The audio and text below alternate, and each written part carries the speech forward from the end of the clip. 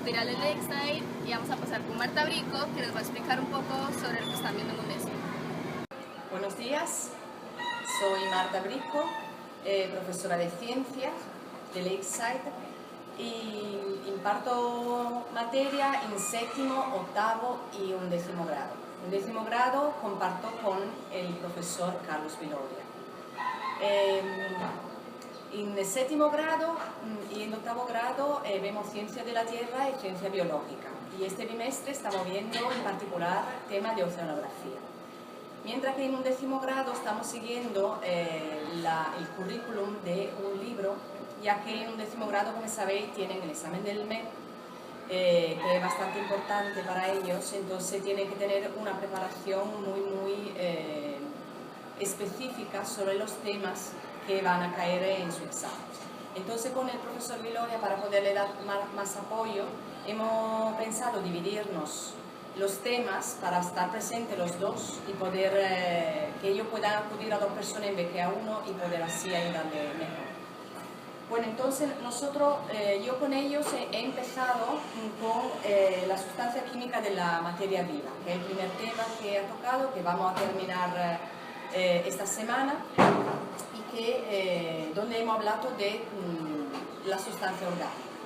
¿Vale? Yo, para facilitar la comprensión, he preparado una serie de diapositivas que ellos tendrán, que son extraídas directamente del libro, por lo cual no, es solamente una forma un poco más fácil de entender el libro. Entonces, empezamos nosotros para ver cuáles son los constituyentes químicos de la materia viva. Entonces le expliqué que son los carbohidratos, los lípidos, las proteínas y los ácidos nucleicos. La parte fundamental que vimos de los carbohidratos, que los átomos constituyentes son carbono, hidrógeno y oxígeno, y siempre los carbohidratos los encontramos en la fórmula: un átomo de carbohidrato por 2 de hidrógeno y 1 de oxígeno. Los azúcares más fáciles, los carbohidratos son azúcares, los azúcares más fáciles son los monocarbohidratos, los monosacáridos, que son moléculas hechas entre 3 y 6 átomos de carbono, con su respectivo hidrógeno y su respectivo oxígeno. Entre ellos encontramos la glucosa y la fructosa. Vimos cómo los monosacáridos se pueden enlazar entre ellos formando disacáridos, dos moléculas de monosacárido, o polisacáridos si son más de 2. Entre los polisacáridos, que son la molécula más compleja, tenemos almidón, quitina, tenemos la molécula de almacenamiento de energía. Los carbohidratos son la fuente primaria de energía para el organismo, o sea, el organismo tira como fuente de energía de los carbohidratos para cumplir su metabolismo. Cada vez que terminamos un tema, yo paso un pequeño test para que ellos mismos se autoevalúen para saber si han entendido bien el tema o si tenemos que volver sobre ello. Después vimos los lípidos, sus funciones, las características. Siempre son moléculas orgánicas, entonces siempre tienen el carbono, el hidrógeno, el oxígeno en sus moléculas. La diferencia con los carbohidratos es que la cantidad de oxígeno es muy inferior. Vimos una clasificación. Estas moléculas se clasifican, hay muchos tipos de clasificaciones. En su libro viene esta clasificación de Auder-Zirkel, que lo clasifica como aceite, grasa y cera, por una parte, los fosfolípidos, que son los componentes principales de la membrana celular, y esteroides. Vimos la composición, cómo está hecho un ácido graso con su grupo carboxílico, la función, los ácidos grasos esenciales, y lo que son los ácidos grasos saturados e insaturados.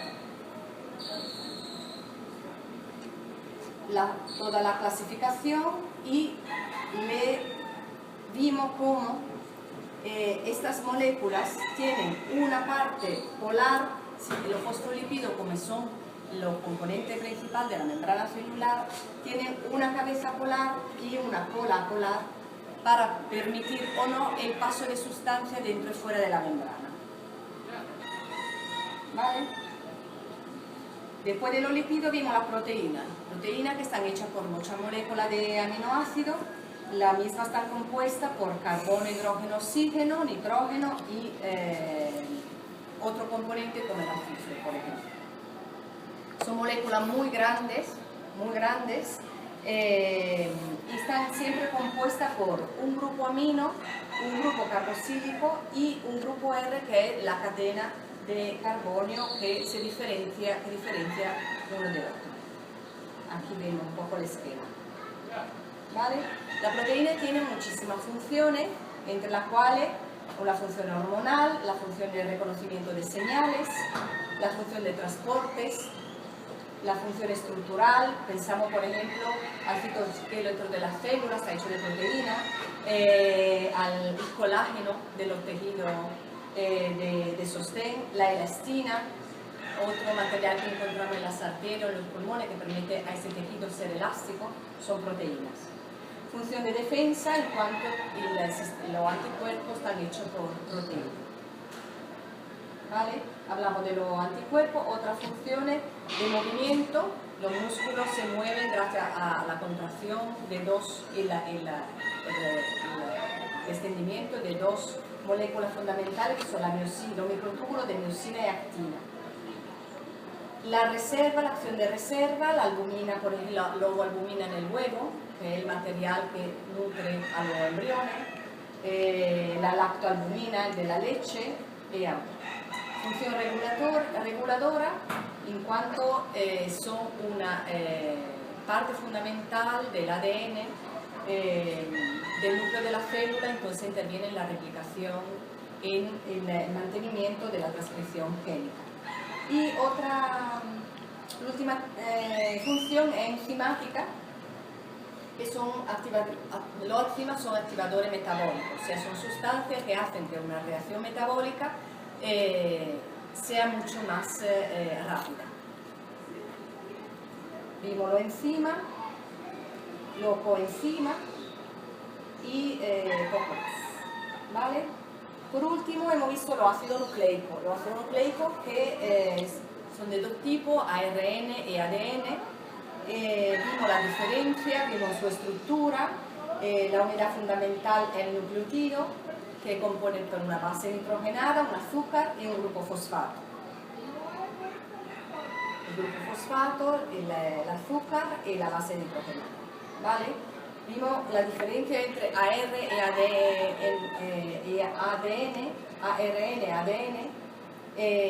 La base nitrogenada son 5. Comparten 3 y se diferencian por una. ¿Vale? Adenina, guanina y citosina la encontramos en los dos ácidos nucleicos, mientras que la timina y la uracilo están respectivamente en el ADN y en el ARN. Aquí una representación. Ellos no tienen que aprender fórmulas, sino conceptos. ¿Vale?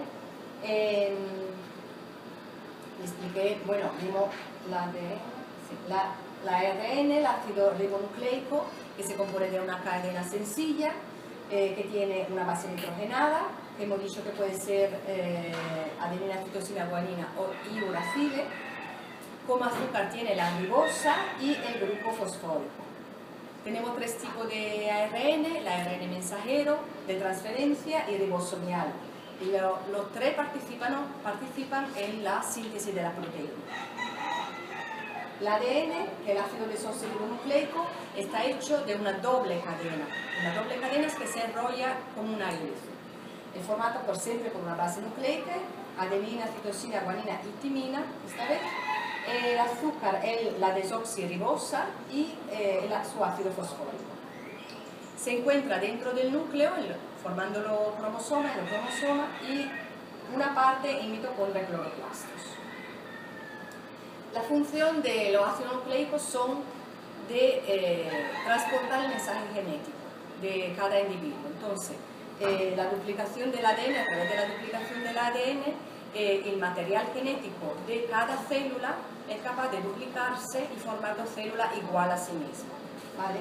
Y el ADN con ARN tienen la información para la síntesis de la proteína, que son la base de ADN. Aquí hemos explicado todo el mecanismo de duplicación del ADN, cómo esta doble cadena se abre y cómo la base nitrogenada está obligada a aparejarse con un enlace de carbono, cada adenina con una timina, cada guanina con una citosina. Este es el único enlace posible. Entonces vemos que cuando la cadena se abre, el ADN es capaz de duplicar sí mismo de forma igual, especular, vamos, a la otra parte de cadena que acaba de abrirse. Aquí vemos un esquema para que sea más claro de cómo se duplica y forma dos filamentos, dos cadenas iguales de ADN. De la misma forma se sintetiza la ARN con la característica que durante la duplicación, en vez que a cada guanina corresponderle una base timina, se le corresponderá una base uracilo. Y esto es lo que diferencia la ARN. Todo este proceso aviene dentro del núcleo de la célula, pero la síntesis de proteína se hace fuera del citoplasma. Entonces, el primer ARN que se sintetiza es el ARN mensajero, que lleva el mensaje genético de la proteína que se quiere formar del ADN, lo copia y es capaz de salir del núcleo y el citoplasma, donde gracias a los mitocondrios y a otro ARN de transferencia, poco a poco componen aminoácido tras aminoácido la nueva proteína. ¿Vale? Que terminaremos seguramente de ver. Hoy nos toca ver el agua y los sales minerales, los últimos componentes de la vida esenciales, y los cromosomas y las vitaminas, sustancias esenciales como vitamina y aminoácidos. Este es el primer tema que vamos a ver. Entre hoy y mañana lo vamos a terminar y el lunes tendrán el primer examen. ¿Vale? Muy condensado. Gracias a Marta Brico. Ahora pasaremos con el profesor de español, Gerardo Páez, quien nos va a explicar un poco sobre las corrientes literarias de Occidente. Muy buenas tardes. Ahora les voy a explicar lo que son las corrientes literarias del mundo occidental. El mundo occidental vamos a tomar en cuenta desde lo que es Turquía hasta lo que es América. Todas estas corrientes literarias son las que van a estar influyendo en las culturas de Occidente. Empezamos primero con que para que existan estos cambios de culturas y de modas en la literatura, nos basamos desde un punto de vista teórico dialéctico marxista, en el cual dice que toda sociedad está basada en una infraestructura y una superestructura. Dentro de esta infraestructura, los medios de producción y las relaciones de producción son las que van a producir un aspecto político de una sociedad en particular y de un mundo en particular. Dependiendo de cómo se trabajen los medios de producción, nosotros vamos a pensar de una manera específica y vamos a producir cultura de una manera específica. Por lo tanto, la literatura es un producto directo de los medios de producción y relaciones de producción existentes en un momento específico. Y ahorita, conforme vayamos a ver cada una de estas áreas, se van a comentar también cuáles eran los medios de producción específicos en cada momento. Empezamos, por ejemplo, con la literatura griega. La literatura griega, que abarca desde el siglo XVI hasta el siglo III a.C., ¿cuál era el tipo de relación de producción que utilizaban ellos? Era el tipo de una dictadura, en donde existía un rey, nada más. Después pasamos a lo que es la literatura romana. La literatura romana se caracteriza también desde el punto de vista de infraestructura, porque fue una dictadura donde había un emperador. El emperador era el que dictaba cómo se debería de pensar y cómo se debería de hacer. Después pasamos a la literatura medieval. En la literatura medieval, la infraestructura estuvo sobre todo basada en la cultura del catolicismo. Por lo tanto, la mayor parte de las obras literarias que vamos a ver aquí tienen un corte católico. siempre van a hablar, en su mayoría, de temas católicos, alusivos a Dios, alusivos al creador del catolicismo, Jesús, o algunos de sus santos, o algunos de sus ángeles, etcétera, etcétera. Posteriormente tenemos el Renacimiento. El Renacimiento que abarca del siglo XIII al siglo XVII después de Cristo. ¿Cuál era el medio de producción o la infraestructura que se estaba manifestando aquí? Es los momentos primeros de lo que es el capitalismo, a través del comercio. El comercio da como consecuencia que la gente tenga economía para poder tener acceso a la cultura. Entonces, los hijos de los comerciantes iban a las iglesias, que posteriormente estas iglesias o conventos se convierten en las universidades, iban a estudiar conocimientos de administración, conocimientos de la cultura greco-latina. Por eso se llama Renacimiento, porque es renacer nuevamente los elementos grecolatinos en la vida del siglo XIII, XIV, XV, XVI y XVII. Posteriormente, la última parte del Renacimiento, tenemos el Barroco.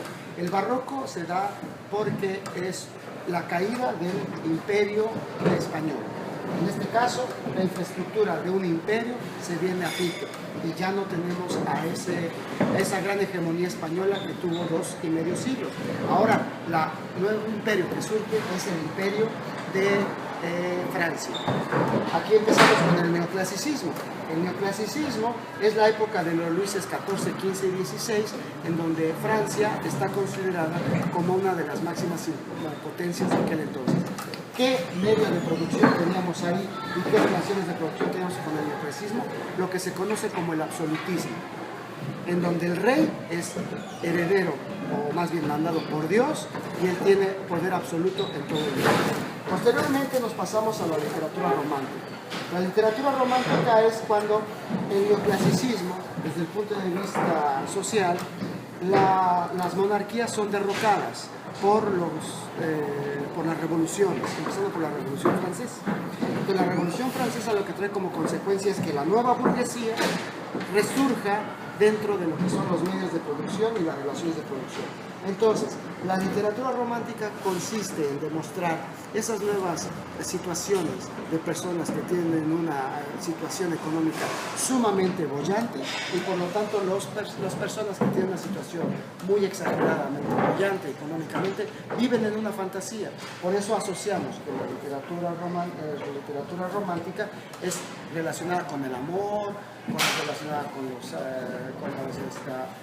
los mundos ideales, etcétera, etcétera, porque la gente que tiene dinero así piensa, de una manera muy light, ¿no? Entonces, después, al momento de que surge ese problema, nosotros nos damos cuenta de que la misma burguesía no se da cuenta de esto, y hasta que viene la primera revolución industrial, que viene siendo la revolución industrial del siglo XVI al siglo XIX, del siglo XVIII al siglo XIX. La revolución industrial, la primera revolución industrial, ¿qué es lo que hace? Que las producciones y los medios de producción se industrialicen. Entonces, en este momento surgen lo que son las fábricas como tal. Entonces, en este momento surge una nueva sociedad que se llama la sociedad obrera. Y al momento de que la sociedad obrera quiere la realidad de las cosas, por eso tenemos una literatura realista. No podemos soñar como soñaban los románticos, sino que es una realidad. Posteriormente, ya al final, tenemos una literatura modernista, que esto ya es a principios del siglo XX. Se le llama modernista porque el siglo XX, para las personas de aquella época, entrar a un siglo nuevo era algo moderno. El equivalente a nosotros entrar al siglo XXI, que cuando nosotros decíamos siglo XXI es algo como futurista, ¿no? Bueno, para ellos el siglo XX era algo totalmente moderno y por lo tanto la literatura modernista es reflejo de ese cambio general en donde no quieren tener ninguna influencia de nada, quieren ser totalmente auténticos o en su defecto tomar algo de todos y hacer una mezcla para el nuevo siglo, darle la bienvenida al nuevo siglo. Después tenemos que las literaturas de vanguardia se da a raíz de la Primera Guerra Mundial, que es a base de la Segunda Revolución Industrial, en donde los imperios y los pequeños países que están naciendo, las pequeñas naciones, empiezan a buscar la manera de poder tener más poder en cuanto a territorios. Entonces, en la Primera Guerra Mundial, si observamos desde el punto de vista histórico y político, el objetivo era obtener mayor territorio para tener mayores medios de producción y tener más materia prima para producir.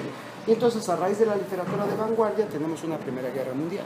Y la Primera Guerra Mundial lo que va a traer como consecuencia es que la gente va a pensar de diferente forma, debido a que en la Primera Guerra Mundial al pueblo civil no se le respeta. Y es así como la literatura de vanguardia se da. Por eso es que los nombres son tan raros y las corrientes tan extrañas, porque no quieren saber nada del hombre del pasado, porque el hombre del pasado no vale nada.